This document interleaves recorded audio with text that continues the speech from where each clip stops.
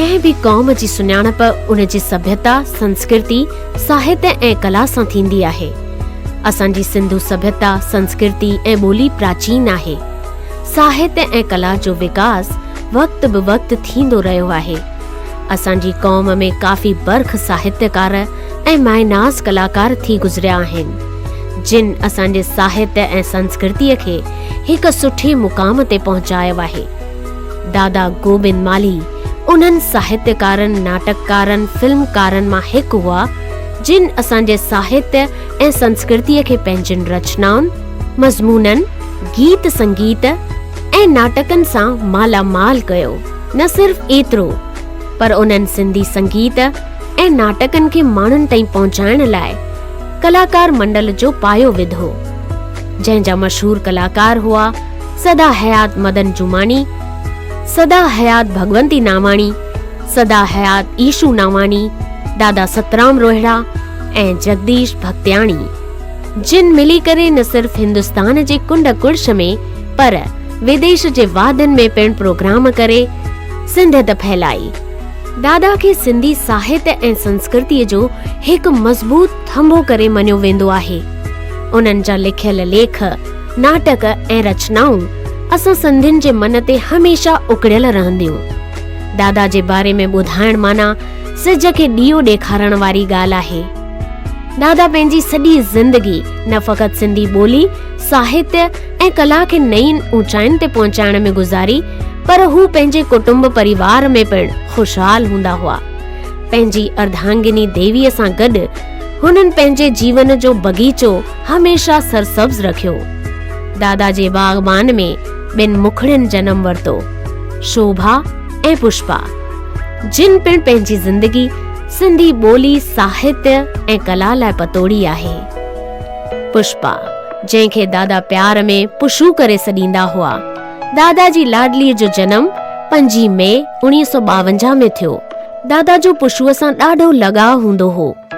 ॿिन्ही भेनरुनि यानी शोभा ऐं पुष्पा जो बि पाण में ॾाढो स्नेह ऐं कुर्ब हूंदो हो। हू ॿई भेनर खीर में खंड हुयूं।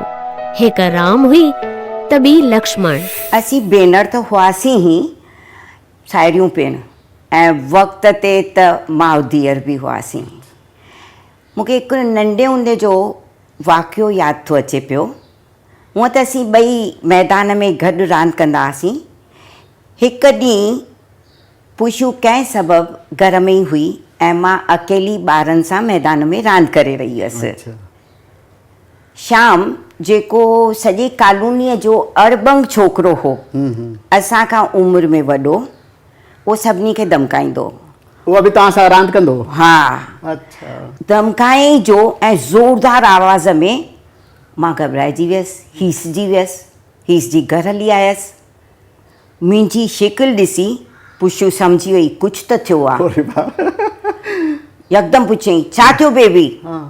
मां चयोमांसि, पुशू, शाम, ऐं वधीक कुझु चई न सघी, असां रोअणु शुरू कयूं। पुशू बांह खां पकड़ियो, सिधो वठी हली मैदान में, ऐं शाम, जेको असां खां काफ़ी कदावर हो, उन जे साम्हूं वञी बीह रही। तो मुंहिंजे भेण खे धमकायो? तुंहिंजी आदत आहे सभिनी खे धमकाइण जी। हिन खां पोइ ख़बरदार जो मुंहिंजी भेण खे छिरब चाढ़ी अथई। अहिड़ी हुई पुशू। ऐं असांजो जेको पाण में प्यार, मोहबत, हुब या लगाव हो न, उहो मां लफ़्ज़नि में बयान ई नथी करे सघां। शुक्ल पक्ष जे चंड वांगुरु पुष्पा वॾी थी ऐं पंहिंजे सरल सुभाउ, मोहिणी सूरत ऐं सादगीअ करे हूअ सॼे कुटुंब परिवार जी लाडली हुई। पंहिंजी ॿोलीअ ऐं संस्कृतीअ सां प्यार हुनखे पंहिंजे पिता दादा गोबिंद मालीअ खां वरसे में मिलियल हो। सब्र, सहनशीलता, बहादुरी, खुदारी ऐं सभिनी जी मदद करण जहिड़ा गुण हुनखे पंहिंजी माउ देवीअ खां मिलिया। हूअ जंहिं साहित्यिक माहौल वारे घर में पैदा थी हुई, उन जी खुशबुए हूअ बि लिकाए न सघी ऐं हुन जो कलाकार मन उछालूं ॾियण लॻो। ऐं आख़िर 1973 में पहिरियों दफ़ो हिंदी रंगमंच ते हिंदी नाटक में पंहिंजी अदाकारीअ जो जोहर ॾेखारियो। उन खां पोइ त बस हुन जो इहो दौर शुरू थियो ऐं हुन केतिरनि ई मशहूर ऐं मक़बूल कलाकारनि सां कमु कयो। पुष्पा माली, इस नाम के साथ ही पुष्पा का खिला हुआ चमकता चेहरा आंखों के सामने आ जाता है। उसकी वो बड़ी बड़ी आंखें जिनका उपयोग उसने अपने अभिनय में बखूबी किया, एनर्जेटिक और बबली थी वो। पुष्पा से मेरी मुलाकात रिजर्व बैंक में हुई, जहां हम दोनों काम किया करते थे। रिजर्व बैंक में हमारे कुछ साथी थे जिन्हें नाटक का बेहद शौक था। हम सब ने मिलकर एक अपना ग्रुप बनाया और उसका नाम रख दिया Reserve Bank dramatic and cultural club. हमने शुरू में तो एकांकी की और उसके बाद महाराष्ट्र राज्य महोत्सव के लिए फुल लेंथ प्लेस तैयार किए। पहले 2 नाटक बम्बई दूरदर्शन के मिस्टर विनायक चास्कर ने डायरेक्ट किए, बहुत सफल हुए ये नाटक। और उसके बाद हमने इप्टा से मिस्टर RM सिंह को इनवाइट किया हमारा अगला नाटक डायरेक्ट करने के लिए, जिसका नाम था अतीत की परछाइयाँ। अतीत की परछाइयाँ ये हेनरिक इब्सन के फेमस नाटक घोस्ट्स का हिंदी रूपांतर था। मिस्टर RM सिंह, उनका नाम लेते ही हमारी आंखें झुक जाती हैं। संजीव कुमार जी भी उन्हें अपना गुरु मानते थे। और अब इस नाटक को इतना यश मिला कि महाराष्ट्र राज्य महोत्सव में अतीत की परछाइयों को फर्स्ट प्राइज़ मिला और कई इंडिविजुअल प्राइजेस भी मिले। ये नाटक पुष्पा के और हमारे अभिनय करियर में एक माइलस्टोन रहा। इसके बाद इस नाटक को इप्टा ने भी अपने बैनर तले किया और पुष्पा को जो रोल उसने यहाँ किया था रिजर्व बैंक में रेजीना का, वो उसने इप्टा बैनर तले भी अतीत की परछाइयाँ नाटक में किया। वहाँ उसे मौका मिला नामवंत कलाकारों के साथ काम करने का, जैसे कि अरुंधति राव, मिस्टर AK हंगल, शंकर नाग, तब उन दोनों की शादी नहीं हुई थी, और मिस्टर सिद्धार्थ काक। उसने जमकर उनके साथ अभिनय किया, जिसकी न्यूज़पेपर्स ने बड़ी प्रशंसा की, बड़े अच्छे रिव्यूज़ मिले नाटक को। आगे पुष्पा ने किया एक और द्रोणाचार्य अनुराधा का रोल, ठहरा हुआ पानी। उसमें पुष्पा ने मेरी बेटी का रोल किया था और इतना अच्छा किया कि उसे महाराष्ट्र राज्य महोत्सव में सर्वश्रेष्ठ अभिनय के लिए पुरस्कार मिला, एक रजत पदक और कैश प्राइज़। इसके आगे नाटक किए पुष्पा ने, जैसे कि आंदोलन, सूर्य शिकार उत्पल दत्त जी का, और फिर से मिस्टर RM सिंह के निर्देशन में बसंती बुआ का दूध भात, जो कि अंग्रेज़ी नाटक चिकन सूप विद बाली का हिंदी रूपांतर था, जिसे श्री विश्वामित्रा आदिल ने किया था। इस नाटक में हमारे सत्य ने भी छोटी सी भूमिका की थी। पुष्पा उसे ले आई थी अपने प्यारे नेव्यू को, शोभा का बेटा। पुष्पा के साथ इस तरह मुझे बहुत सारे नाटकों में साथ काम करने का मौका मिला। ऑफिस में साथ, रिहर्सल्स में साथ, हम नाटक की टूर्स पे जाते थे, उसमें हम साथ थे। तो बहुत ही नेचुरल है कि बड़ा लगाव था हमें एक दूसरे से। और पुष्पा बहुत ही डिग्निफाइड, बहुत ही ग्रेसफुल पर्सनालिटी थी, और उसने ज़िंदगी के हर मोड़ का सामना उसी ग्रेस और डिग्निटी के साथ किया अंत तक। हमेशा हमेशा याद रहेगी पुष्पा माली। शोभा जी, हिंदी नाटकनि में हेतिरी कामयाबी हासिल करण खां पोइ सिंधी नाटकनि ॾांहुं पुष्पा जो लाड़ो कीअं थियो? दादा ई उनखे हिमथायो सिंधी नाटकनि में कमु करण लाइ। ऐं पुष्पा लॻभॻि उन वक़्त जे सभिनी सिंधी हिदायतकारनि सां कमु कयो, जहिड़ो कि गोबिंद माली, मदन जुमानी, SP मेघानी, जसवंत कुमार वग़ैरह। जीअं बाउर मेघाणी जा नाटक हुआ, माण्हू छा चवंदा, घर गुरु जो दर, लव लेटर, अख फड़के दिल धड़के, टे बांदर, यादि कंदा जोत जले, या शरद भगताणी जो नाटक राणी बादशाह जोकर, या मदन जुमानी जे जेके नाटक हुया कफन, आथेलो। मतिलबु त मूं पुष्पा सां काफ़ी नाटकनि में कमु कयो आहे। तो आथेलो में भी कमु कयो हो? हाँ, अॻियां या पुठियां मां ऐं पुष्पा माली सम्झ जोड़ी हुई ऐं शोभा चाहे तोखे विश्वास न अचे असां ॿिन्ही जी जोड़ी ॾाढी कामयाबु थी पोइ भली छो न भाउ भेण जी हुजे नौकर ऐं नौकराणी जी हुजे हस्बैंड वाइफ जी हुजे का बि जोड़ी हुजे न माना हर हंधि फिट हर हंधि हिट कुमार छो न असीं हुनजे अदाकारीअ जी झलक पसूं? बिल्कुलु पर मम्मी पप्पा तोॾां त न्यारींदो आहे न? हा तूं जॾहिं मूंखे पहिरियों दफ़ो ॾिसणु आयो न तॾहिं मूं ॾांहुं न्यारियो हुई पर हाणे को धंधे ॾांहुं न्यारींदो आहे। पर मम्मी तोखे छा थो लॻे पप्पा ही सभु एप्रिशिएट कंदो? दूर हू नोटिस कोन कंदो 12 कलाक ऑफिस में कमु करण खां पोइ बि होमवर्क बेडरूम में खणी ईंदो आहे।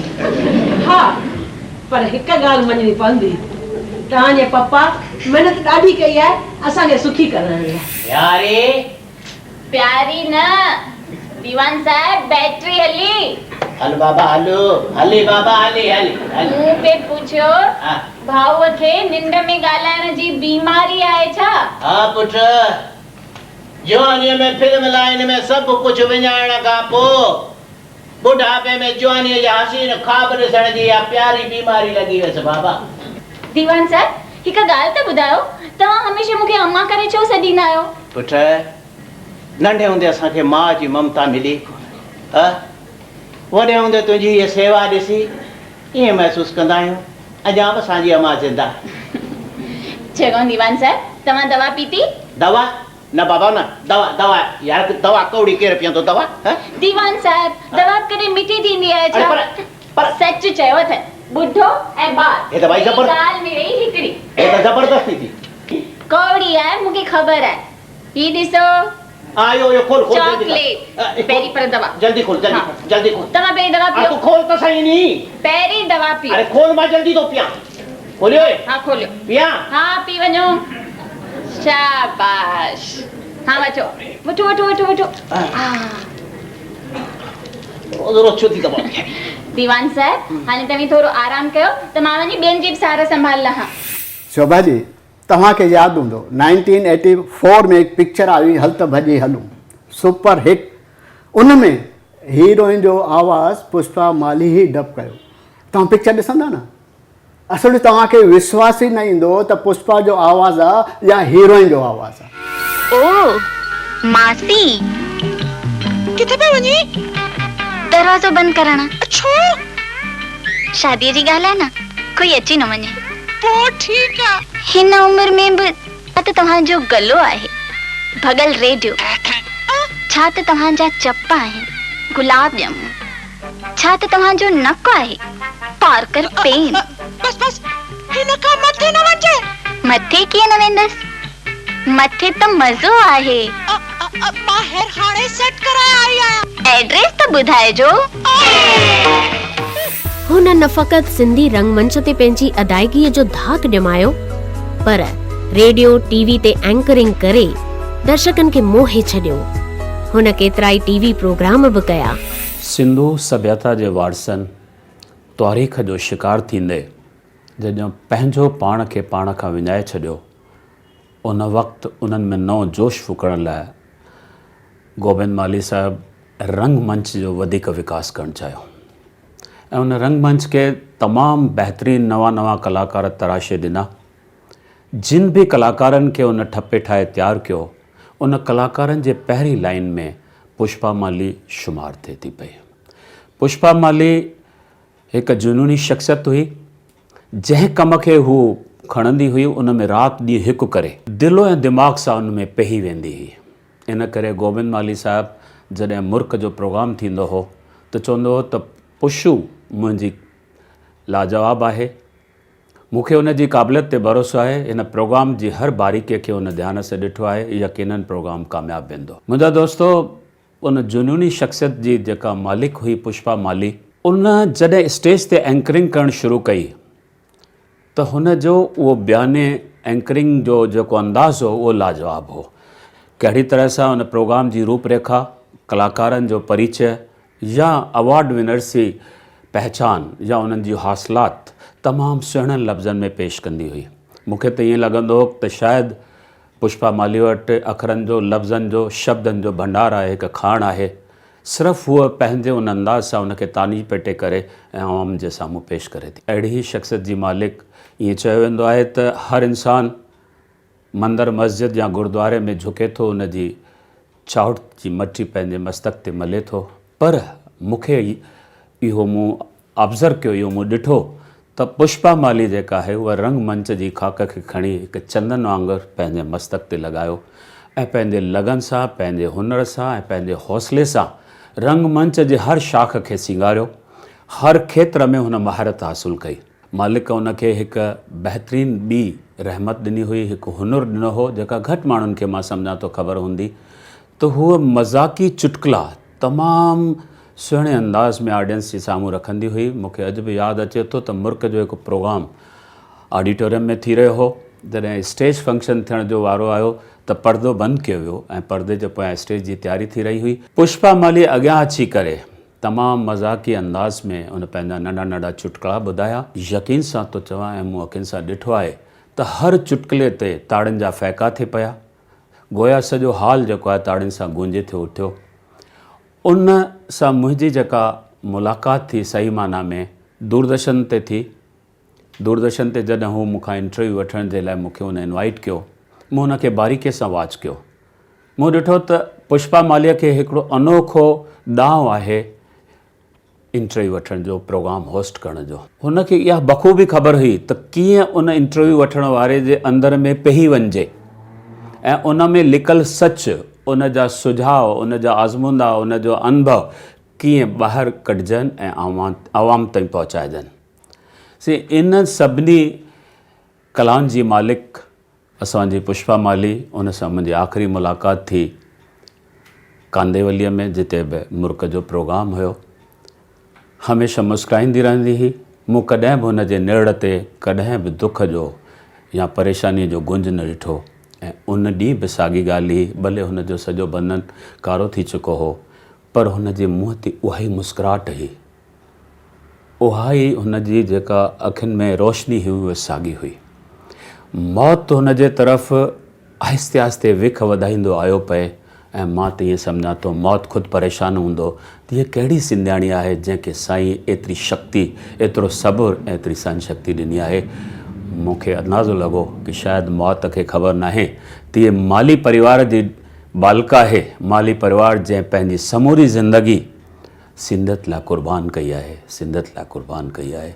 मूंखे ॿ लाइनियूं उनखे ॾोराप ॾियण लाइ मौत खे यादि अचनि थियूं कंहिं शाइर जूं त ऐं मौत शल तोखे मौत अचे, ऐं मौत शल तोखे मौत अचे जो तूं असां खां अहिड़ियूं लासानी शख़्सियतूं वक़्त खां पहिरीं न खसी, वक़्त खां पहिरीं न खसी। भगवंती नावानी जे देहांत बैदि दादा मुल्क पब्लिकेशन जे बैनर हेठि घणेई प्रोग्राम आयोजित कया, जिन में नाटक पिणु पेश कया। उन्हनि सभिनी नाटकनि में पुशूअ ख़ासि भूमिका अदा कई। ईश्वर अल्लाह तुंहिंजो नाव, वरी बि रहिजी ईंदी में नीरू आसाणी ऐं ॿिया कलाकार गॾु हुआ पुशूअ सां। ससुई पुनू ऐं मां मोटी ईंदुसि में जगदीश शर्मा कमु कयो पुशूअ सां गॾु। असांजो पहिरियों ड्रामो हो राणी बादशाह जोकर। हिन ड्रामे जो हिदायतकार हो शरद भगतियानी। शरद हिन ड्रामे खे तमामु अलॻि ढंग सां तयारु कयो हो, जेको पब्लिक खे तमामु सुठे नमूने वणियो। असां ॿियो ड्रामो कयो राति जो 11 बजे। हिन ड्रामे जो हिदायतकार असांजो सदा हयात श्री मदन जुमाणी हो। ही ड्रामो इंग्लिश फिल्म डायल हिम फॉर मर्डर ते बेस्ड हो। हिननि ॿिनि ड्रामनि करण खां पोइ पुष्पा जो ऐं मुंहिंजो स्टेज ते ट्यूनिंग ऐं डायलॉग्स जी गिव एंड टेक तमामु सुठी थी वई। मदन जुमाणीअ हिकदमि पंहिंजो हिकु शाहकार नाटक शुरू कयो, ओथेलो। ओथेलो हिकु इंग्लिश प्ले हो जेको विलियम शेक्सपियर जो लिखियलु हो।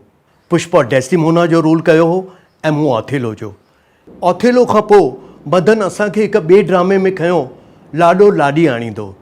कुझु वक़्त खां पोइ दादा गोविंद मालीअ असांखे हिकु मीटिंग में सीता सिंधु भवन में घुरायो, जंहिंमें हुन असांखे चयो त मां ससुई पुनू ड्रामो करणु थो चाहियां, जगदीश ऐं पुष्पा खे लीड रोलनि में खणी। हिन ड्रामे स्क्रिप्ट जा डायलॉग्स असांखे उच्चारण में तकलीफ़ थींदी हुई। पुष्पा असांखे अक्सर मदद कंदी रहंदी हुई।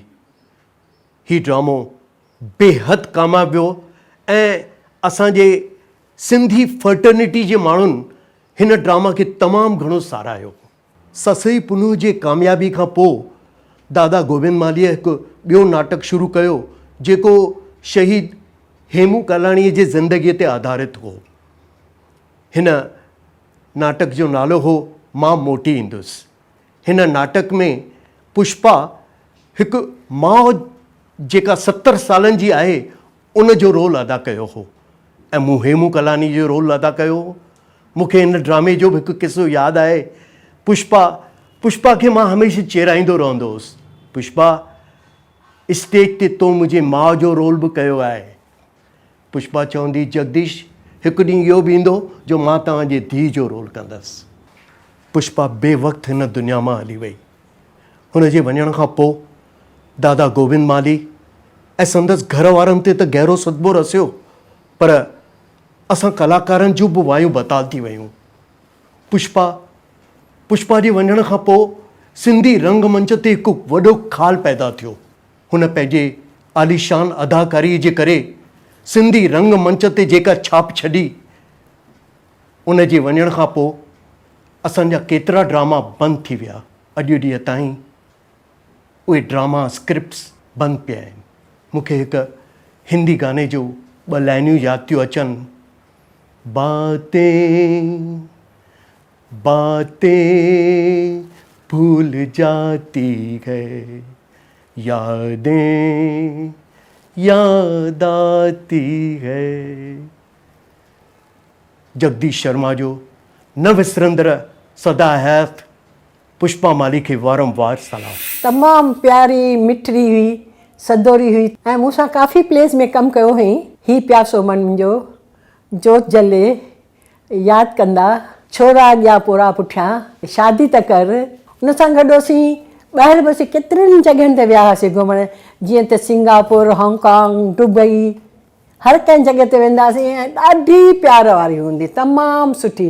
ऐं उन में ॿियूं बि घणेई लियाकतूं हूंदियूं हुयूं। आई भली देरि सां असांजे ग्रुप में, पर मिली ईअं वेई ॼण त शुरू खां ई वठी पैदा थी असांजे ग्रुप में। सिंधी हिंदी नाटक, टीवी रेडियो ते anchoring, reserve bank of India में असिस्टेंट मैनेजर जी नौकरी ऐं दादा सां गॾु अलॻि अलॻि प्रोग्राम ऑर्गेनाइज़ करण खां पोइ बि पुष्पा माली पंहिंजी हॉबीज़ लाइ वक़्तु कढी वठंदी हुई। हुनखे नॉवल पढ़णु, भर्थ भरणु, कपिड़ा सिलाई करण जो ॾाढो शौक़ु हो। गॾोगॾु घुमण फिरण ऐं ट्रेकिंग ते वञण जो बि हुनखे ॾाढो शौक़ु हो। एतिरे बिज़ी शेड्यूल खां पोइ बि हूअ ट्रेकिंग जे लाइ वक़्तु कढी छॾींदी हुई। हिकिड़ो मशहूरु नाटक आयो तूं मूं सां शादी कंदे, जंहिंजा डायरेक्टर हुआ मदन जुमानी। पुष्पा उन में हीरोइन जो रोल कयो। मूंखे लॻे थो उहो मशहूरु हिंदी नाटक तुम्हारी अमृता जो तर्जुमो हो, ऐं उहो तर्जुमो पुष्पा माली कयो हो न। बिल्कुलु कुमार, पुष्पा हिकु बहुगुणी शख़्सियत हुई। हूअ सुठी ऑर्गेनाइज़र पिणु हुई। दादा जेके बि प्रोग्राम ऑर्गेनाइज़ कया उन्हनि सभिनी में दादा जो साॼो हथु हुई। अखिल भारत सिंधी ॿोली ऐं साहित्य सभा में जॾहिं दादा ऐं कीरत बामानी प्रेसिडेंट हुआ, उन दौरान पुष्पा काफ़ी सरगर्म हुई। बड़ौदा सम्मेलन जो लेट 80s में थियो हो, उन में हुन हिकु पेपर पिणु पढ़ियो हो जंहिंजी सभिनी साराह कई हुई। एतिरा सभु गुण हुअण खां पोइ बि पुष्पा डाउन टू अर्थ हुई। निवड़त ऐं नीज़ारी त ॼण हुन जे रग रग में समायल हुई। हूअ पंहिंजे साथी कलाकारनि जो ईअं ख़्यालु रखंदी हुई ॼण हिकु माउ पंहिंजे ॿारनि जो या हिकु भेण पंहिंजे भाउरनि जो। उन्हनि जे हर सुख दुख में बांह ॿेली थींदी हुई। चवंदा आहिनि त लेखक हिदायतकार उनखे ई ॾुखियो रोल ॾींदा आहिनि जेको उनखे निभाए सघे। तीअं ई हिन दुनिया जे रंगमंच जे लेखक ऐं हिदायतकार पुष्पा लाइ कुझु ॿियो ई लिखियो हो। पुष्पा हिकु खिलमुख इंसान हुई। हुन हमेशह प्यार, मोहब्बत, हुब पंहिंजनि तोरे परावनि में विराई, पर दुख ऐं पीड़ा उहे सभु संदसि पंहिंजा हुआ। हुन पंहिंजे बीमारीअ जी कंहिंखे ॼाण ई पवणु न ॾिनी ऐं जंहिं नमूने सां, जंहिं बहादुरीअ सां हुन बीमारीअ सां जंग जोटी मां हुनखे सजदो थी करियां।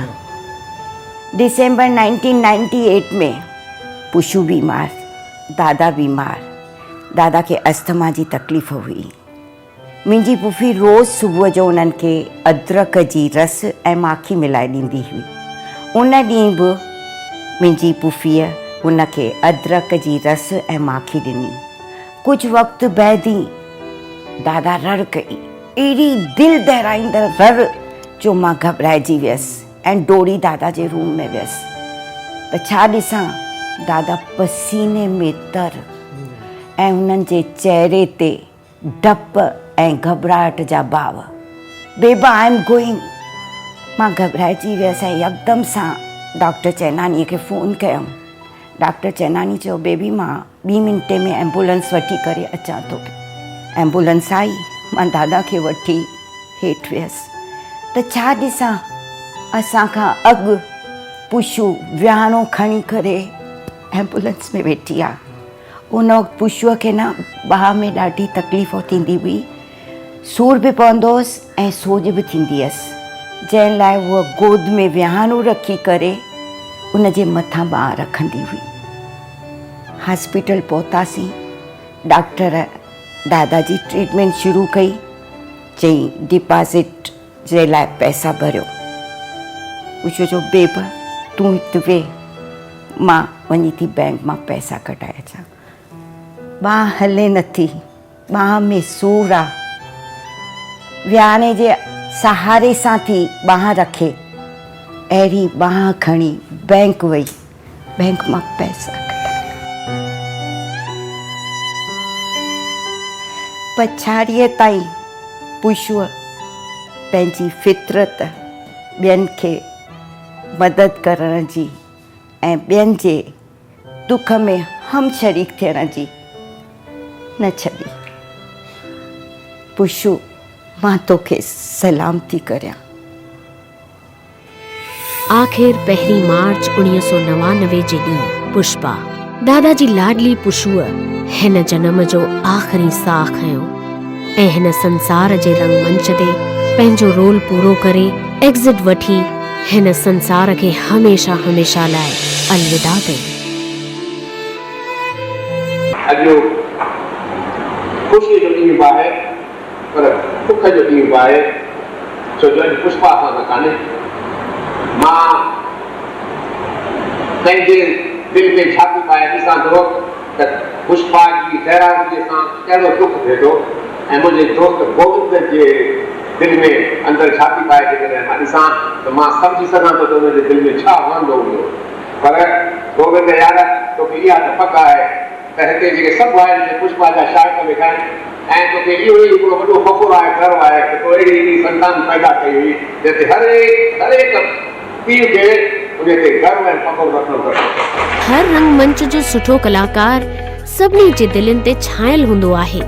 तीअं ई पुष्पा असां सभिनी जे दिलनि में सदाईं रहंदी। जेसीं सिंधी रंगमंच रहंदो, पुष्पा माली तुंहिंजो सदाईं नाम रहंदो।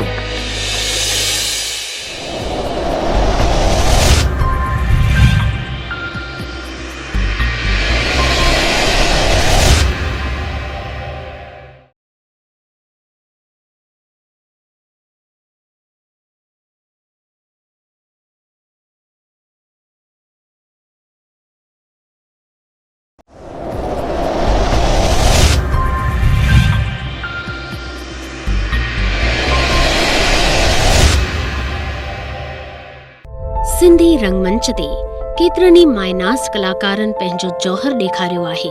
उन्हनि ई मायनाज़ कलाकारनि मां हिकु आहे शहाणी शख्सियत जो मालिक जगदीश शर्मा।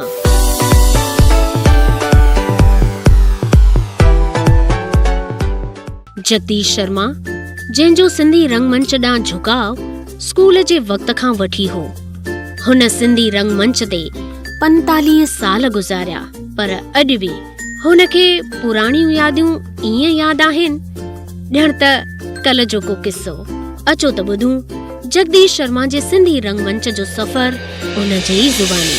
1973 में अखिल भारत सिंधी ॿोली ऐं साहित्य सभा जे पारां पहिरीं सिंधी ड्रामा कॉम्पिटिशन कलकत्ते में थी हुई। उन वक़्तु डॉक्टर मोती प्रकाश मूंखे ऐं मुंहिंजे भाउ खे सिंधी ड्रामो पर्दे अॻियां पर्दे पुठियां खणी उते वियासीं ऐं उतां खां वठी सिंधी रंगमंच ते असांजी एंट्री थी।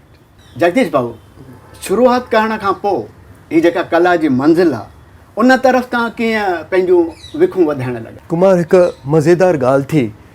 जॾहिं असीं कलकत्ते में ड्रामा कॉम्पिटिशन लाइ वियासीं, ओचितो डॉक्टर मोती प्रकाश जी तबियत ख़राब थी पई ऐं हू असां सां गॾु ड्रामो न करे सघियो। उन वक़्तु मदन चुमाणी उते मौजूदु हो। उन असां सां गॾु 2 ॾींहं ड्रामा जी रिहर्सल कई ऐं असां ड्रामो स्टेज ते पेश कयोसीं। ड्रामो पूरो थियो, मदन अची मूंखे भाकुर पातो ऐं चयईं त जगदीश, तूं मूंसां गॾु बॉम्बे में अची मिलजांइ। जीअं बॉम्बे में आयासीं, मदन मूंखे फ़ोन कयो ऐं चयईं त अची मूंसां सीता सिंधु भवन में मिल। मां ऐं मुंहिंजो भाउ राजन शर्मा 2 ॼणा हुन सां मिलण वियासीं। मदन उन वक़्तु पंहिंजो हिकु ड्रामो माउ त मुंहिंजी शुरू कई हुई। मूंखे उन ड्रामे में हिकु नंढो रोल ॾिनई, जेको मूं पहिरियों रोल शीला साजनाणीअ सां कयो हो। कुमार, पहिरियों शो पाटकर हॉल में हो। शो खां पोइ जेका नेक्स्ट संडे ते हिंदवासी अख़बार आई, उन में मुंहिंजो ऐं शीला जो फ़ोटो हो ऐं उन फ़ोटे मूंखे सचपच परेशान करे छॾियो ऐं मूं सोचियो त मां हींअर हिन फील्ड में अंदरि घुरी चुको आहियां। मां त मुंहिंजी जो ॿियों अलाए टियों शो हो। इंटरवल में पुठियां रमेश जांजाणी अची मूंसां मिलियो ऐं मूंखे पंहिंजी ऑफिस जी एड्रेस ॾिनई। मां हुन सां गॾु ऑफिस में मिलणु वियुसि। हुन मूंसां गॾु किन स्क्रिप्ट्स जी रीडिंग वरिती। ऑफिस में ई मूंसां रीडिंग वरितई ऐं चयईं त जगदीश, मां पंहिंजो नओं ड्रामो हाय मुंहिंजी दिलि स्टार्ट थो कयां, जंहिंमें मां तोखे साइड हीरो जो रोल ॾींदुसि। उतां खां पोइ रमेश जांजाणीअ सां ड्रामनि जो दौरु शुरू थियो। हाय मुंहिंजी दिलि जो घणेई शो असां कया ऐं मूंखे यादि थो अचे त असां 4 या 5 सालनि में हाय मुंहिंजी दिलि जा 25 शोज़ पूरा कया हुआ। हाय मुंहिंजी दिलि खां पोइ रमेश जांजाणीअ आयो नओं ज़मानो खयो, जंहिंमें मूंखे लीड रोल ॾिनई। उन रोल में बि मूं तमामु सुठी तरह निभायो। उन खां पोइ सभिनी ड्रामनि में रमेश जांजाणीअ जे मूं कमु कयो।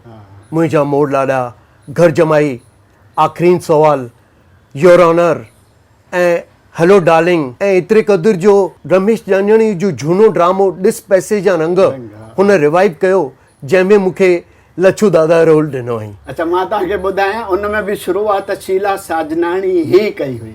बराबरि। ऐं मदन जुमाणी हुनजे अपोज़िट में, हुन सां अपोज़िट में, बिल्कुलु बिल्कुलु। मूंखे यादि थो अचे, मदन जुमाणीअ उन वक़्तु असां सां गॾु रिहर्सल में आयो हो ऐं मूंखे चयो हुअईं त जगदीश, लच्छू दादा जो रोल मुंहिंजो फेवरेट हो। उन वक़्तु ॿियो को कलाकार लच्छू दादा जो रोल कंदो हो ऐं हुन मूंखे ॾिसी मूंखे चयो, जगदीश, तो भूख बाख़ूबी निभायो आहे। रमेश जांजाणी खां सवाइ तव्हां ॿियनि कहिड़नि डायरेक्टर सां कमु कयो आहे? मदन जुमाणीअ सां तमामु सुठा ड्रामा कया। राति जो 11 बजे ओथेलो, लाॾो लाॾी आणींदो। शरद भगतानीअ सां मूं राणी बादशाह जोकर, सच छाहे ड्रामे में त मूंखे बेस्ट एक्टर प्राइज़ बि मिली। पुष्पा मालीअ सां मूं घणेई ड्रामा कया। मूंखे यादि थो अचे हिकु किसो, रमेश जांजाणीअ मूंखे ऐं पुष्पा खे पंहिंजी रिहर्सल ते घुरायो ऐं असांखे पंहिंजे हिकु झूने शाहकार नाटक आख़िरी राति में हिकु ॿुढे ॿुढी जो रोल ॾिनई। इन ड्रामे आख़िरी राति जी मूं ऐं पुष्पा 1.5-2 महीना रिहर्सल कईसीं, पर कंहिं सबबु असीं इहो ड्रामो स्टेज न करे सघियासीं।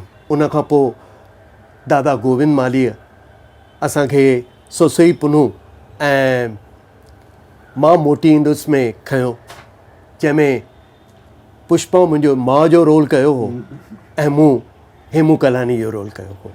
जीअं त जगदीश शर्मा जे पहिरें नाटक जो नालो हो परदे अॻियां परदे पुठियां, तंहिं नमूने हुन सिंधी रंगमंच ते परदे अॻियां त अदायगी जो जौहर ॾेखारियो ई, पर परदे पुठियां बि हुननि काफ़ी कम कया। जीअं त हुन हिकु नाटक किटी पार्टी लिखियो ऐं डायरेक्ट बि कयो। Wish you a very, very happy birthday! Happy birthday, Jayashree! Many happy returns of the day! जन्म ॾींहं जूं लख लख वाधायूं मंडमा। Thank you very much. सिंधीअ में जवाब दे। मूं तोखे सिंधीअ में वाधायूं ॾिनियूं ना। सॉरी आंटी, ग़लती थी वई। महिरबानी महिरबानी महिरबानी।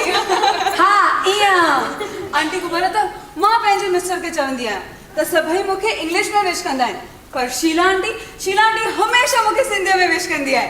हा ॿियो न त असांखे पंहिंजी सिंधी ॿोली ज़िंदा रखणी आहे। ठीक आहे शीला, अॼु खां असां बि प्रण था कयूं त सभिनी खे जनम ॾींहं जी वाधायूं सिंधी ॿोलीअ में ॾींदासीं। कीअं सीमा? हा असीं सभु कॉल था करियूं त अॼु खां वठी हर कंहिंखे जनम ॾींहं जूं वाधायूं पंहिंजी अबाणी ॿोली सिंधीअ में ॾींदासीं। सिंधी ॿोली ज़िंदाबाद। ऐं नृत्य नाटिका अमा जो पींघो बि डायरेक्ट कयो। हाणे त अमा बि ॾाढा थी विया। ऐं तूं ॼण ॾाढी कान थी वई आहीं। छो न पर शेवक अञा आयो कोन्हे। मां हिनखे पहिरीं पींगे में लेटाईंदसि। यादि कोन अथव, शेवक खे बि पहिरीं पींगे में लेटायो होसीं। तोखे अञा पींगे में कोन सुम्हारियो अथम, इन करे थो रोईन। अरे मां गोरी वञा पंहिंजे बचड़े तां। हिते अधु जाए त इहो पींगो वालारे वेठो आहे। पींगे खे उन ॾींहुं थोरो हटाए पासीरो करे रखिबो। मां त हिन पींगे मां अची फाथी आहियां। मां तव्हांखे इहो पींगो असुल विकिरण कोन ॾींदुसि। हिन में तव्हांजी अमा जो साहु समायल आहे। जे अमा खे सोफ़ा कम बेड न खपे त ही झूनो पींगो विकिणी नओं पींगो वठी सघूं था। कन खोले ॿुधी छॾियो, इहो पींगो विकिणण असुल कोन ॾींदोसांव। हेॾा मां हिकु वसियत थी करियां, तव्हां शाहिद आहियो। मां चाहियां थी मुंहिंजे मरण खां पोइ इहो पींगो मुंहिंजी धर्म जी पोटीअ पिंकीअ खे ॾाजे में ॾिनो वञे। अॼु खां ही पींगो तुंहिंजो। मतलब त जगदीश शर्मा खे जॾहिं बि मौक़ो मिलियो, पर्दे अॻियां या पर्दे पुठियां, हुन हमेशह पंहिंजी धाक ॼमाई।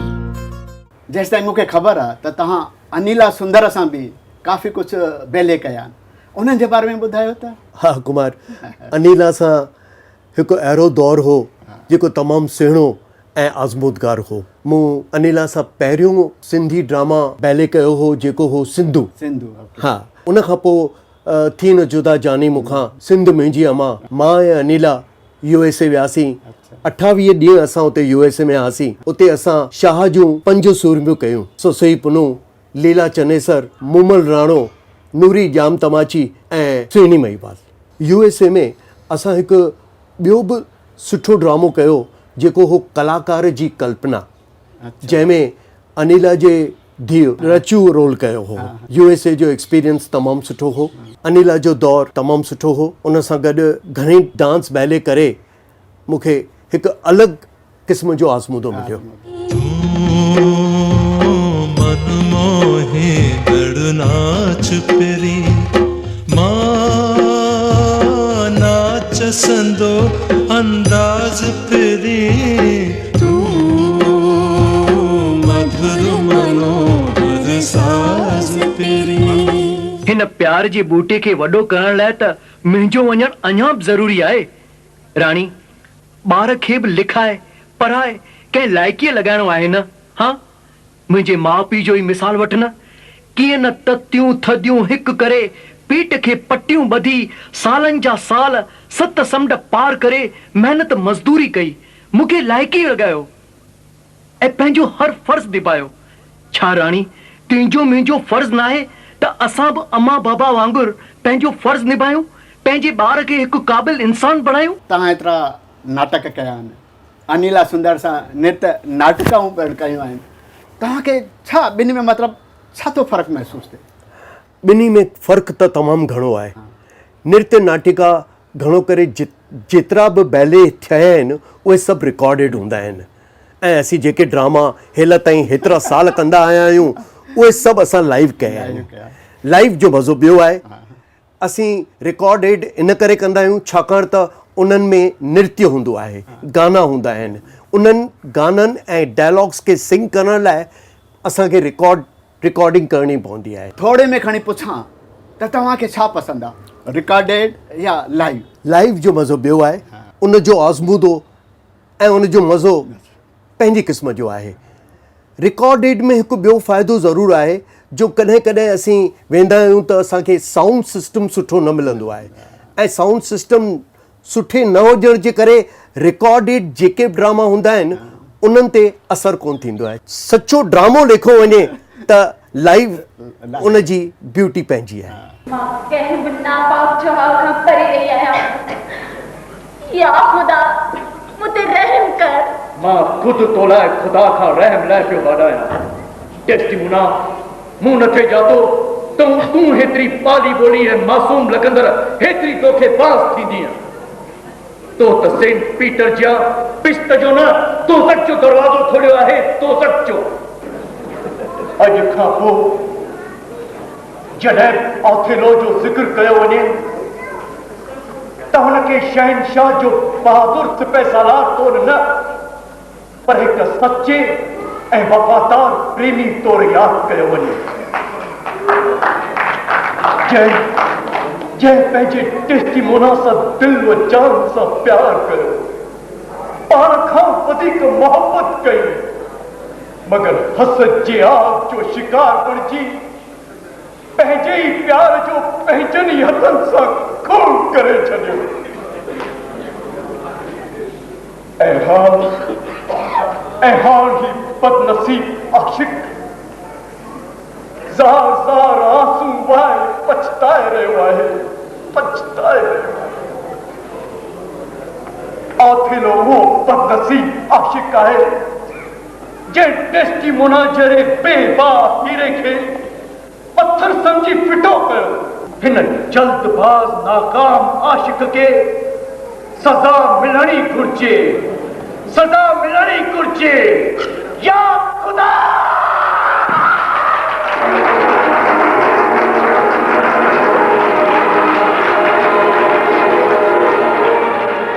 कुझु आज़मूदा असांखे ॿुधायो न। कुमार, मूं पंहिंजे ज़िंदगी जा 45 साल सिंधी रंगमंच खे ॾिना आहिनि। सच पुछे त हींअर मूं एक्टिंग करणु बंदि कई आहे, पर कॾहिं कॾहिं सोचींदो आहियां त मूं हर क़िस्म जा रोल कया। आज़मूदा तमामु सुठा हुआ ऐं हाणे मां चाहींदुसि त बराबरि मां जेतिरो वक़्तु ॾेई सघां थो सिंधी रंगमंच खे, भले पर्दे जे पुठियां हुजां पर मां थिएटर सां जुड़ियल हुजां। पर छा तव्हांखे कॾहिं कॾहिं ईअं लॻंदो भई मुंहिंजो ई दौर हो, मूं एतिरा नाटक कया, अॼु सम्झो भई तव्हां वेठा आहियो, एक्टिंग नथा कयो, पर कॾहिं कॾहिं तव्हांजे दिलि मां भई निकिरंदो आहे हा उहो छा ज़मानो हो, कंहिं उन माज़ी में हलिया वेंदा आहियो? हा कुमार, उहो बराबरि वक़्तु या उहे टाइम यादि ईंदो आहे, पर हर कंहिं शइ खे करण जो वक़्तु हूंदो आहे, टाइम हूंदो आहे। जेके रोल या जेको दौर उन वक़्तु हो उहो हिन वक़्तु मूंसां न थी सघंदो। मूंखे ख़बर आहे त मुंहिंजी उमिरि थी चुकी आहे, मां 22 साले जो हीरे जो रोल न करे सघंदुसि।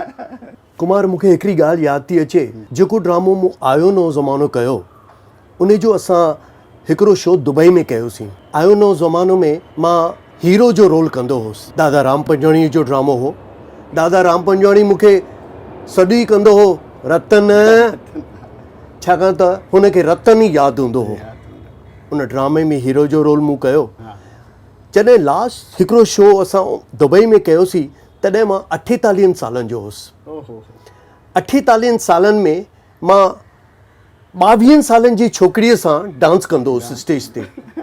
वापसि दुबई मां मोटियासीं त मूं भाउ रमेश ॼाणाणी खे चयो, भाउ हाणे मूंखे हिन रोल मां रिलीव कयो, छाकाणि त मां शायदि एक्टिंग बराबरि कंदो हुजां पर मुंहिंजी बॉडी लैंग्वेज मूंखे परमिट नथी करे त मां 22 सालनि जी छोकिरीअ सां वेही डांस कयां ऐं हुन सां लव सीन्स कयां। मूंखे भाउ चयो, जगदीश ठीकु आहे, हींअर असांजो हिकिड़ो शो जेको मूं कमिट कयो आहे अहमदाबाद में उहो तूं मूंसां गॾु कर, उन खां पोइ मां तोखे हिन रोल मां रिलीव कंदुसि। आयो नओं ज़मानो जो लास्ट शो मूं अहमदाबाद में कयो जेको बेहदि हिट वियो। मूंखे यादि आहे उन वक़्तु अहमदाबाद जा केतिरा माण्हू अची मूंसां बैक स्टेज ते मिलिया ऐं जेके झूना कलाकार हुआ उन्हनि अची मूंखे भाकुर पाता, भई जगदीश असां तोखे 13 साल 14 साल पहिरीं इहो ड्रामो कंदे ॾिठो आहे, अॼु ॾींहं ताईं तूं इहो ड्रामो रतन जो रोल करे वेठो। अच्छा जगदीश भाऊ, हाणे छा चइबो आहे, थोरे में मां तव्हां खां इहो ॼाणणु चाहींदुसि त हीअ जेके तव्हां 45 साल ॾिना आहिनि स्टेज खे, रंगमंच खे, ख़ुशि आहियो? ड्रामा असांजे रग रग में पियल आहे ऐं जेको सफ़र असां कयो उन में असां ख़ुशि आहियूं ऐं उहो पीरियड मिस कंदासीं ज़रूरु, अॻियां बि हली करे ज़रूरु मिस कंदासीं, पर मूंखे लॻे थो थुले लेखे मां पाण पर्सनली कंटेंट आहियां ऐं हर लिहाज़ खां ख़ुशि आहियां। तव्हांजी ॻाल्हियुनि मां लॻो आहे त तव्हां वटि कला जो अथाह खज़ानो भरपूर आहे। त इहा जेका कला आहे तव्हांखे वर्से में मिली या उन लाइ का ट्रेनिंग वग़ैरह वरिती? न कुमार, मूं का बि एक्टिंग जी ट्रेनिंग कोन वरिती। अच्छा। मुंहिंजो फादर हिकु सुठो आर्टिस्ट हो।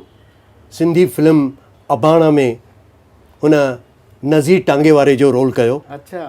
दीपक आशा, कान मोतियार, डॉक्टर मोती प्रकाश, ही सभु कलाकार असांजे घर में ईंदा वेंदा हुआ। इन करे जेको बि एक्टिंग जो वरसो आहे उहो मूंखे पंहिंजे फादर वटां मिलियो। कंहिं ट्रेनिंग जो सुवाल ई कोन हो। जेका बि असांखे स्टेज जी ट्रेनिंग मिली उहा हिन 45 सालनि में ई मिली, जंहिंसां मूं पंहिंजे स्टेज जो घणो दौर गुज़ारियो उहो हो भाऊ रमेश ॼाञाणी। उन वटि कमु करण सां हर कलाकार खे जेका ट्रेनिंग मिलंदी हुई, अॼु जा बि या अॻे जा जेके बि कलाकार आया आहिनि उहा उन सिंधु आर्ट थिएटर मां आया आहिनि। रमेश ॼाञाणी हिकु ज़बरदस्त डिसिप्लिन्ड माण्हू हो ऐं हर कलाकार खे पंहिंजे कब्ज़े में ऐं उनखे जंहिं क़िस्म जी ट्रेनिंग ॾियणी आहे हू चवंदो हो मां कहिड़े बि माण्हू खे कलाकार ठाहे सघंदो आहियां। तव्हां हेतिरनि सालनि खां पंहिंजी कला जो योगदान ॾिनो आहे, त इन सिलसिले में तव्हांखे के मान सम्मान मिलिया हूंदा, अवार्ड्स मिलिया हूंदा? इंटर स्कूल ड्रामा कॉम्पिटिशन्स में जॾहिं मां भरो वठंदो हुउसि तॾहिं हिकु ड्रामो मूं कयो हुमायूं अकबर जो पुटु हो, जेको वासुदेव निर्मल जो लिखियलु हो ऐं असांजे स्कूल जे प्रिंसिपल प्रताप पुरसवाणीअ डायरेक्ट कयो हो। उहो ड्रामो असां कॉम्पिटिशन में पेश कयोसीं जंहिंमें मूंखे बेस्ट एक्टर प्राइज़ मिली। उन खां पोइ 1986 में शरद भगतानीअ सां गॾु असां सच छाहे पेश कयो जंहिंमें मूंखे बेस्ट एक्टर प्राइज़ मिलियो। नवां कलाकार आहिनि, उभरंदड़ कलाकार आहिनि, उन लाइ पंहिंजे आज़मूदे मां को संदेश ॾियणु पसंदि कंदा? असांजे ज़माने में जॾहिं असीं नओं ड्रामो शुरू कंदासीं त घटि में घटि 3 महीना रिहर्सल कंदा हुआसीं। पहिरीं महीनो 1.5 महीनो त असीं ख़ाली ड्रामे जी रीडिंग कंदा हुआसीं। उन ड्रामे जी रीडिंग में असांखे क्लियरिटी मिलंदी हुई त पर मां किथे आहिनि उहे सभु असांजूं उन स्क्रिप्ट रीडिंग में क्लियर थींदियूं हुयूं। उन खां पोइ सेकेंड स्टेज ईंदो हो डायलॉग्स खे यादि करणु। डायलॉग्स खे यादि करण में असांखे 15 ॾींहं लॻंदा हुआ ऐं 15 ॾींहंनि में उहे असीं डायलॉग्स जल्दी यादि करे छो वेंदासीं, छाकाणि त असांजी महीनो उन स्क्रिप्ट ते सुठी रीडिंग थियल हूंदी हुई। उन खां पोइ असांखे फ्लोर ते वञिणो पवंदो हुओ। अॼुकल्ह मां ॾिसां थो त आर्टिस्ट स्क्रिप्ट हथ में खणी फ्लोर ते घुमंदा आहिनि, पर हुन वीचारनि जो ॾोह कोन्हे, टाइम जी कमी। हर को कलाकार पंहिंजे बिज़नेस या कम में मशगूल आहे, पर असां कलाकार जॾहिं ड्रामो ॾिसूं था, अॼु जो ठहियलु ड्रामो, त असांखे महसूसु थिए थो त कलाकारनि बराबरि महिनत न कई आहे। कमु बराबरि सुठो कनि था, कॉन्फिडेंस अथनि, पर किथे न किथे उहे उणायूं नज़र अचनि थियूं। मां तॾहिं बि ख़ुशि आहियां, ॿार कमु त कनि था न, पर मुंहिंजो संदेश उन्हनि खे इहो ई हूंदो त ॿारो महिनत कंदा रहो, दिलो जान सां महिनत कयो ऐं पंहिंजो 100% is very important. You should be sincere to your job.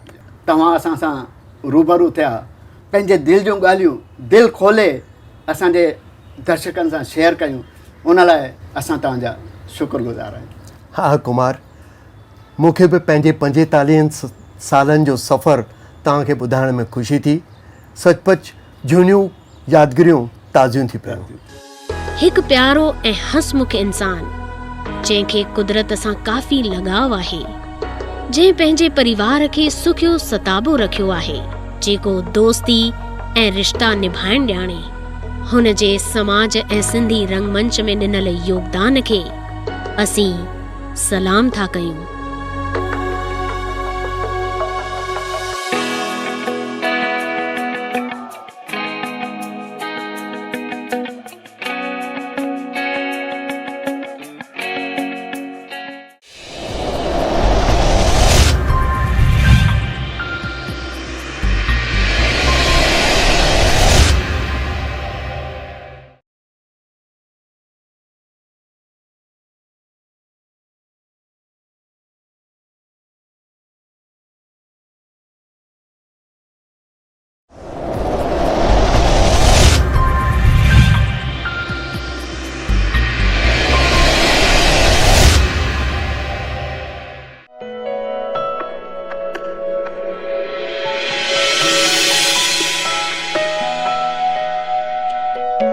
Sheela Sajnani Sindhi रंगमंच जे इतिहास जो हिकु उहो किरदारु आहे जंहिंखे ही रंगमंच कॾहिं बि विसारे कोन सघंदो, छो त शीला साजनानीअ उन वक़्तु सिंधी नाटकनि में कदम रखियो हो जॾहिं सिंधी रंगमंच ते फीमेल कलाकार जाम घटि हुआ। मूं पंहिंजे कला जी शुरूआति सुंदरी उत्तम चंदानीअ सां गॾु कई। माना मां हिकु ॾींहुं ॾाढी उदास वेठी हुअसि, चई छो मिठड़ी उदास वेठी आई, ॾाढी सुठी हुई लेडी। चयोमांसि ईअं, चई हल मां तोखे रस्तो थी ॾेखारियां। उहा मूंखे पाण सां गॾु वठी आई तारदेव ते दादा बुॾे आडवाणी जे घर। उन्हनि खे अंडर सेक्रेटरी ड्रामा शुरू करिणो हो। उन्हनि जी आर्टिस्ट हिकु हली वई हुई ऐं मां जॾहिं उते वियसि त दादा बुॾे आडवाणी चयो मेकअप मैन तुंहिंजो मेकअप कंदो, मुंहं खे हथ लॻाईंदे, कराईंदीअ? मूं चयोमांसि हा कराईंदसि। लिपस्टिक लॻाईंदीअ? हा लिपस्टिक बि लॻाईंदसि। शुरूआति मुंहिंजी इहा थी। ऐं शीला जी अदायगी एतिरी त नेचुरल हूंदी हुई जो दर्शक वाह वाही करण बिना रही न सघंदा हुआ। असां कला जी शुरूआति करण खां पोइ, मतिलबु बुॾे आडवाणी सां मिलण खां पोइ जेका ही कला जी मंज़िल आहे उन ॾांहुं तव्हांजो कीअं विखूं वधणु लॻियूं? बसि ऑटोमेटिक वधंदियूं वियूं। ड्रामा कंदी वियसि ऐं शौक़ु जाॻंदो वियो, कंदी वियसि। जॾहिं स्टेज ते वेंदासीं तारियूं वॼाईंदा त हा हा ख़ुशि थी वेंदा हुआसीं, भई वाह असां बि आर्टिस्ट आहियूं। ऐं उन में मूंखे SP मेघाणीअ जाम हेल्प कई, जाम हेल्प कई। रंगमंच सां गॾोगॾु हुन दूरदर्शन ऐं आकाशवाणी जे केतिरनि ई नाटकनि में पिणु कमु कयो। किन फिल्मनि में बि खेसि अदाकारी करण जो मौक़ो मिलियो। हुन 50 खां मथे 3 फ़सला नाटक ऐं 100 खनि एकांकियूं कयूं आहिनि। हुनखे केतिरनि ई अवार्ड सां बि नवाज़ियो वियो। ईअं खणी चइजे त शीला साजनानीअ हिकु लंबी ऐं शानाइती इनिंग खेॾी आहे हिन सिंधी रंगमंच ते। पर ॾिसो असांखे भई इहा बि ख़बर पई आहे त 1960 में जेको सिंधु कला मंदिर जो पायो विधो वियो उन में बि तव्हांजो काफ़ी योगदान हो। हा उहो ई अंडर सेक्रेटरी ड्रामा हो न शुरूआति। अच्छा अंडर सेक्रेटरी खां पोइ? अंडर सेक्रेटरी खां त पोइ घणा ई कया। यादि कंदा, शादी त कर, ही प्यासो मन मुंहिंजो, छोरा अॻियां पोरा पुठियां, लव लेटर, जाम कया जाम कया। जोत जले? जोत जले उहो त तव्हांजो ख़ासि नाटक हो। हा हा हा तमामु तमामु दिलि सां कंदी हुअसि। दिलि सां त ॿिया बि कंदी हुअसि, पर उन में मां जेको रोअंदी हुअसि न सचपच रोअंदी हुअसि। इन कलाकनि खां पोइ मुंहिंजे पतीअ जो ऑपरेशन थियण वारो आहे। हिकु तमामु वॾो डॉक्टर ख़ासि इहो ऑपरेशन करण लाइ अची रहियो आहे। इन्हनि सभिनी ॻाल्हियुनि लाइ पैसनि जी ज़रूरत पवंदी। मूंखे पैसनि जी ज़रूरत हिन वक़्तु आहे। मां जिगरग में अचां हा, पर मुंहिंजो पति अञा ताईं होश में कोन आयो आहे। काल्ह खां वठी लगातार बेहोश पियो आहे। पर अहिड़ी हालत में मां सही किथां वञा? भाऊ मां सच थी चवां, मां ॾाढी तकलीफ़ में आहियां।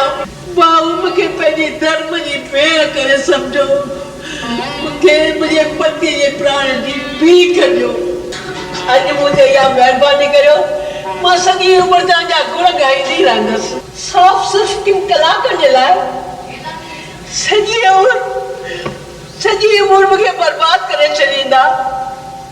मास्टर साहिब मुंहिंजे पतीअ खां सवाइ मुंहिंजे घर में ॿियो को कोन्हे। जवान पुट हो 5 साल अॻु 15 सालनि जी उमिरि में लमंदो रहियो।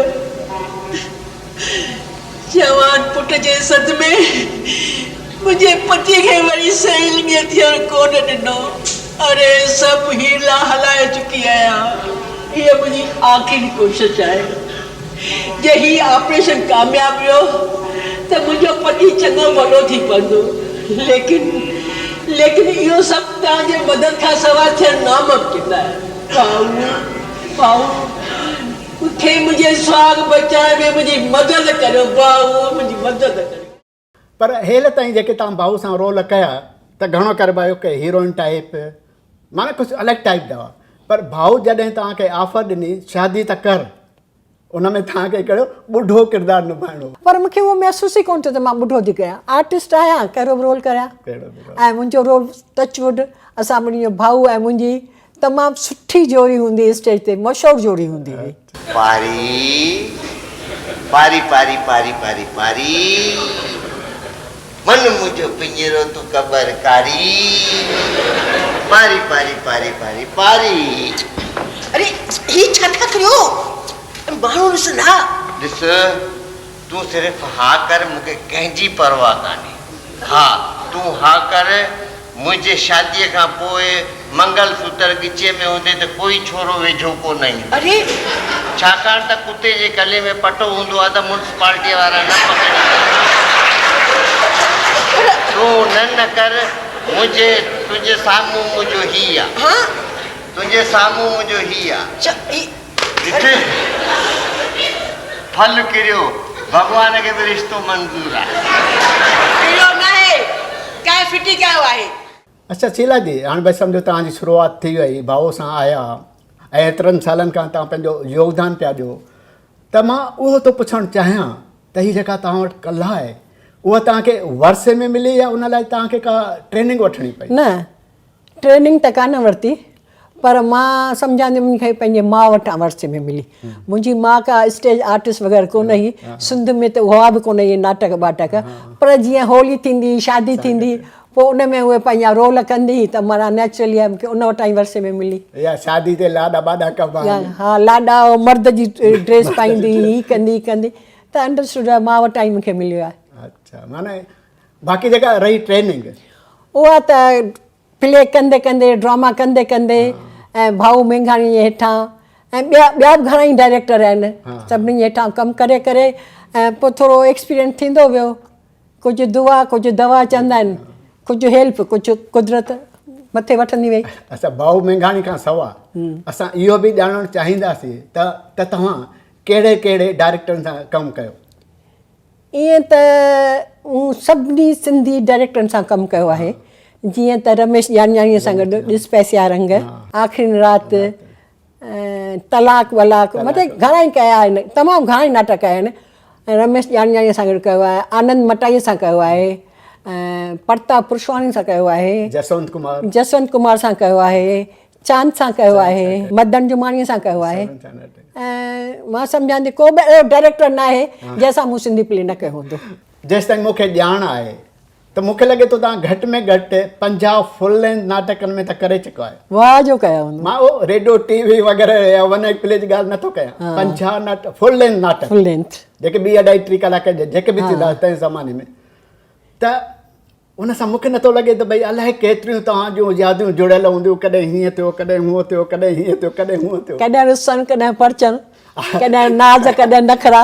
त अहिड़ियूं कई यादियूं जेके अॼु बि तव्हांखे यादि हुजनि, तव्हांजी दिलि ते असुली पाणी वांगुरु तरंदियूं हुजनि, उहो ॿुधायो न असां। हा ईअं त घणा ई आहिनि, पर 2-3। हा, हिकु दफ़ो असीं कलकत्ते पिया वञूं, थोरी पेट जी तकलीफ़ कुझु हुई, कुझु नखरा। भाऊ खे चयोमांसि भाऊ मूंखे खीर खपे। भाऊ चयो बाबा खीर किथां ॾियां हिते स्टेशन ते? चयोमांसि मूंखे खपे, न त मां हली न सघंदसि। ऐं भाऊ पाण खीर पीअनि ई कोन। आख़िर भाऊ वीचारे मूंखे खीर वठी ॾिनो, उहो मूं पीतो। हिकु इहा ॻाल्हि। ऐं ॿियो असीं वियासीं सिंधी सम्मेलन थींदा आहिनि न, त उन सिंधी सम्मेलन में वन एक्ट प्ले खणी वियासीं। हाणे पैसा ई जेके मिलंदा सभिनी खे उन मां त सभु गॾु रहंदा हुआ हिकु हाल में।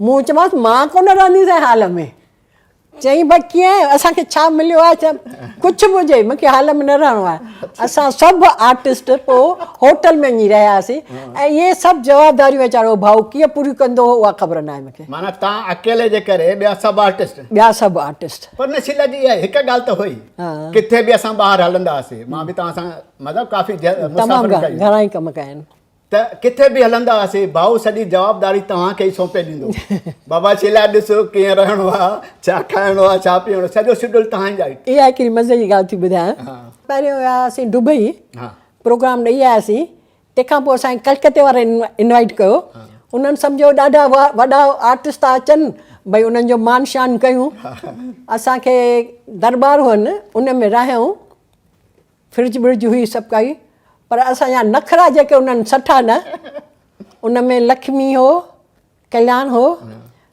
असां जेतिरा आर्टिस्ट हूंदासीं न अलॻि फरमाइश को चवंदो मच्छी खपे को चवंदो मटन खपे को चवंदो चिकन खपे को चवंदो कढ़ी खपे को चवंदो त भाॼी खपे ऐं उहे नखरा उहे असां सभु पूरा कंदा हुआ हेठि लॉन्ड्री हूंदी कपिड़ा मेरा हुजनि न हुजनि ॾे लॉन्ड्रीअ ते धोअण लाइ तंहिंखां पोइ रिहर्सल थी वई आहे हाणे असांखे घुमणो आहे ऐं उन में मुंहिंजियूं ई लॻायूं हूंदियूं मूंखे घुमण जो तमामु घणो शौक़ु हूंदो हो ऐं हू अरेंज कंदा हुआ गाॾीअ जी पोइ असीं सभु आर्टिस्ट साइड सीन ॾिसण वेंदा ऐं भाऊ मतिलबु तव्हांजी हर डिमांड हर सभु का किथे बि हुजनि भाऊ ख़ुशि हुजनि बिल्कुलु बिल्कुलु जीअं जेकी करे सघे सभु कयमि हींअर मुंहिंजी मोकिल आहे चयो माफ़ु कजो अरबा ख़ता माफ़ु हींअर मां हलां मुंहिंजे मरण खां पोइ को बि हिन घर जो भाती दुखी रहे पूरो थियो तव्हांजो लेक्चर आशा तोखे इहो लेक्चर लॻो हा तव्हीं न हूंदा त तव्हांजी ॻाल्हियूं त छा तव्हांखे यादि कोन कंदासीं न आशा तव्हां सभिनी जे सुख खे तीली लॻाए रखियो ढेर करे छॾियो आहे कहणे जो तूफ़ान किरायो त असांजे मथां सुंदर खे दुखी कयो ज्योति खे ॿुधायो असांखे मुसीबत में विधो भॻवान वेठो ॾिसे 7 ॾींहंनि खां जेका आग लॻाई अथव सा असां सभिनी खे सारे भस्म करे रही आहे दीपक सां गॾिजी जेका साज़ सिटी अथव न उहा पूरी करे गदगद थियो हाणे चओ न आयो अथव दीपक हाणे चओ न जॾहिं मां न हूंदुसि तॾहिं मुंहिंजी ॻाल्हियूं यादि कंदा कुझु छो नथा जवाबु छो नथा ॾियूं अच्छा शीला जी हाणे भई जीअं तव्हां ॿुधायो एतिरनि सालनि खां ऐं तव्हां वटि कला जो एतिरो अथाह खज़ानो आहे इन सिलसिले में ज़रूरु तव्हांजा के मान सन्मान थिया हूंदा तमामु घणा अवार्ड मिलिया हूंदा तमामु घणा उन्हनि मां कुझु असांखे ॿुधायो उन्हनि मां नथी सम्झां त अॼु ताईं कंहिं बि आर्टिस्ट जो इहो सम्मान थियो हूंदो मुंहिंजो बर्थडे हो उन ॾींहुं असांजो प्ले हो स्टेज ते भाऊ केक घुरायो केक कटियईं ऐं मूंखे ख़र्ची ॾिनई ऐं इहा कंहिं बि आर्टिस्ट सां मां नथी सम्झां अॼु ॾींहं ताईं ॻाल्हि थी आहे ऐं न का मूंखे उमेदु इहा का थींदी भले ख़र्ची 5 रुपया हूंदी न 5 बि कोन हुई घणी हुई उन ज़माने में त तमामु घणी हुई असीं रोऊं ऑडियंस रोए माना केॾी असां लाइ वॾी ॻाल्हि आहे माना भई उहो असां अहिड़ो कमु कयो आहे जो ऑडियंस खे वणियो आहे ऐं उहो रोअनि था खिलूं था त खिलनि था माना असां उन्हनि जी दिलनि ताईं पहुची रहिया आहियूं तॾहिं त भई अची ताड़ियूं था वॼाइनि पिया या ॻोढ़ा था ॿगाड़नि मनु भरिजी थो अचे त जेके नवां कलाकार अचनि था उन्हनि लाइ को संदेश ॾियणु पसंदि कंदा संदेश इहो आहे ॿार जेके आहिनि न थोरी महिनत वधीक कनि त असांजो सिंधी जेके प्रोग्राम थियनि था उहे अञा मथे खॼंदा पर मां सम्झां थी भाऊ या मेघानी खां पोइ या रमेश जांजने खां पोइ मुंहिंजे हिसाब सां अहिड़ो अञा कोई न पैदा थियो आहे जेको हुनखे मथे खणे पर महिनत कंदा त उते पहुची वेंदा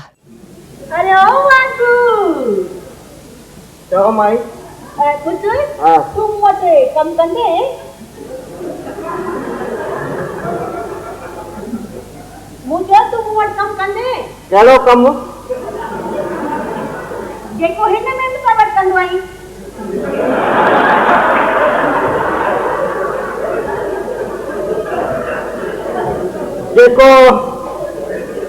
जेको हिन में बि सां वटि कंदो आहियां मूंखे मंज़ूर आहे वञी कढां थो मां तोखे पाण सां गॾु कश्मीर में वठी हलंदी काथे पाण सां गॾु कश्मीर में वठी हलंदी सैं। न माई हुते सद पवंदी आहे, मां पंहिंजे माई अरे माया पति के ॾांसो गरम कपिड़ा अहिड़ा ठाराए ॾींदीसैं, अहिड़ा ठाराए ॾींदीसैं तो हिन माईअ त सॼी ज़िंदगी में कोन सारा ॾिना हूंदा। अच्छा पगार घणी मिलंदी? इहे मेम साहब घणो ॾींदाई? हिन मैम साहब खे छॾे ॾियो न ॻाल्हि, तॾहिं जेको चवंदो आहे सो मूंखे मिलंदो आहे। घटि में घटि 200 रुपया त मिलंदा आहिनि। ओ त ठीकु आहे, मां तोखे 400 रुपया ॾींदसि। 400 रुपया? पोइ मां हलियुसि। मैम साहब मां हिन सां गॾु कश्मीर वञा? मूंखां छो थो पुछी? वञी पंहिंजे साहिब खां पुछो। साहिब त रुॻो हिन घर में आंदो, पंहिंजे चरणनि में जॻह त तव्हां ॾिनी। वञा चओ वञा वञ खपई त वञ। चलो बेटा सच चए थो, नौकर कढण ऐं न खण त ज़ालुनि जे हथ में हूंदो आहे न। असांखे वधि में वधि कलाकु लॻंदो पहुचण में, सम्झो चेंबूर खां वीटीअ ताईं या चर्च गेट ताईं। हींअर जे ॿारनि खे चेंबूर खां साइन ताईं पहुचण में कलाकु थो लॻे। त उन्हनि ॿारनि वेचारनि जो ॾोह कोन्हे, पढ़नि नौकिरी कनि प्रोग्राम कनि, वरी बि शाबस अथनि जो कनि पिया, वरी बि शाबस। माना उन्हनि बि खीरूं लहणूं तमामु घणियूं। भई एतिरा कम हूंदे सूंदे बि सिंधी नाटक खे कंहिं बहाने ज़िंदा रखण जी कोशिशि था कनि। बिल्कुलु बिल्कुलु बिल्कुलु बिल्कुलु शाबस अथनि। तव्हांजे दिलि जी ॻाल्हि मां पुछणु थो चाहियां, एतिरनि सालनि खां तव्हां आहियो, अलाए केतिरो कमु कयो हूंदो, पर अॼु बि तव्हांजे दिलि जी तमन्ना में आहे? ओ बिल्कुलु। एतिरी दिलि आहे जो नालो वरिती त बदन में लाइ छा थियणु लॻो। चंदू कुमार सुभाणे नाटक शुरू कर, सुभाणे कुमार करे न करे फ़िलहाल त जूली आहे, जूली आहे ऐं थोरो जूली खे मस्को हणंदसि न त ज़रूरु कंदी। ऐं मुंहिंजी त इहा दिली तमन्ना रही हुई, मां भाऊ मेंघाणी खे चवंदसि भाऊ मां केतिरी बि ॿुढी थी वञा, कमु न करे सघंदसि, पर मां स्टेज ते झाड़ू ॾींदसि, मरण घड़ीअ ताईं मां कमु कंदसि। माना तव्हांजी तमन्ना इहा ई हुई त नाटक में कमु कंदे कंदे, रंगमंच ते कमु कंदे कंदे मुंहिंजो प्राण पखेड़ो उॾामी वञे। ख़ैर मां आमीन बि नथो चई सघां, भई आमीन चओ तव्हां जल्दी गुज़ारो। न न उहो बि चवंदो त परवाह न आहे, उहो बि चवंदो परवाह न आहे। जाम मज़ा कयनि, प्रोग्राम सां विया आहियूं, घुमिया आहियूं, खाधो अथऊं, रुठा आहियूं, पट आहियूं, तमामु घणा मज़ा कया अथऊं। हाणे उहा हाणे तमन्ना आहे त मरां त स्टेज कमु कंदे मरां। शीला जी तव्हां असां सां रूबरू थिया ऐं असां तव्हांखे पंहिंजे दर्शकनि सां रूबरू करायो, ऐं सच थो चवां जेके तव्हां दर्शकनि सां दिलि खोले दिलि जूं ॻाल्हियूं शेयर कयूं न, उन लाइ असां तव्हांजा शुक्रगुज़ार आहियूं। वॾी वॾी महिरबानी। शुक्रगुज़ार त मां आहियां जो हींअर बि हिन उमिरि में बि मूंखे यादि कयो अथव। उन यादि करण में मां थैंक्स चवंदसि शोभा खे, जूलीअ खे, जिन मूंखे हिन स्टेज ते आंदो ऐं मूंखे सम्झो ज़िंदा कयो। जेका मुंहिंजी तमन्ना हुई मां ड्रामा कंदे मरण जे कंधी ते पहुती आहियां, त उहा मुंहिंजी तमन्ना पूरी थी। शीला साजनानी हिकु मिसाल आहे नवनि कलाकारनि लाइ। हुन ज़िंदगीअ जा सभु रंग बख़ूबी पेश कया आहिनि सिंधी रंगमंच ते। उन लाइ हिन नायाब शख्सियत खे सलाम आहे। कलाकार कॾहिं बि रिटायर कोन थींदा आहिनि, छो त हुननि जा जज़्बात, उमंग, कुछ करे ॾेखारण जो जुनून हमेशा कायम रहंदो आहे। रंगमंच हुन जे लाइ हिकु तीर्थ स्थान आहे। हुन जो हिकु ई सुपिनो हूंदो आहे त मां हिन जीवन जो आख़िरी साह पंहिंजे तीर्थ स्थान ते यानी मंच ते खणा। इहा ई अभिलाषा आहे शीला साजनानी जी।